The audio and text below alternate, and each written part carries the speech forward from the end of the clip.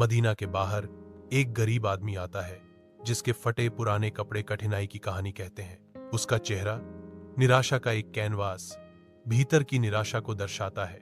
वह पैगंबर मोहम्मद सल्लल्लाहु की ओर हाथ बढ़ाता है, मदद के लिए एक मूक गुहार। पास ही दर्शक विभिन्न भावों से देखते हैं, कुछ सहानुभूति के साथ, अन्य ठंडी उदासीनता के साथ। गरीब आदमी की आंखें पैगंबर मोहम्मद सल्लम की आंखों से मिलती हैं। निराशा के बीच आशा की एक झलक चमकती है। मदीना के दिल में गहन मानवता का एक क्षण प्रकट होता है। विनम्र निवास में पैगंबर मोहम्मद सल्लल्लाहु शांत धैर्य से सुनते हैं। उनकी निगाहें स्थिर और दयालु हैं। गहरी उदारता के भाव से पैगंबर मोहम्मद सल्लम एक गरीब आदमी की ओर एक कुल्हाड़ी बढ़ाते हैं। पैगंबर मोहम्मद सल्लल्लाहु अलैहि वसल्लम लेकिन जीवन बदलने वाला ज्ञान देते हैं। जाओ, लकड़ी काटो और अपनी आजीविका कमाओ।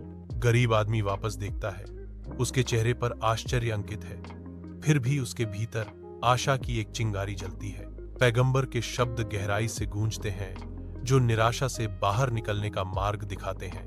आदमी की आंखों में संभावना की एक झलक चमकती है, जो पैगंबर के मार्गदर्शन की परिवर्तनकारी शक्ति को दर्शाती है। झुलसा देने वाली जंगल की धूप में एक आदमी घने जंगल से जूझता है। उसके माथे पर पसीने की बूंदें चमक रही हैं, क्योंकि वह अथक रूप से लकड़ी काटता है।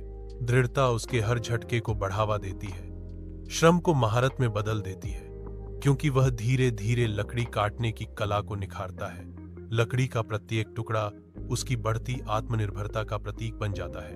लकड़ी बेची जाती है और पैसा कमाया जाता है। समय गरीबी से आत्मनिर्भरता की ओर बढ़ने पर उसके चेहरे पर लचीलापन अंकित करता है। जंगल, जो कभी एक बाधा था, अब एक सफल और खुशहाल आदमी के उदय का गवाह है, जिसकी हंसी पेड़ों में गूंजती है।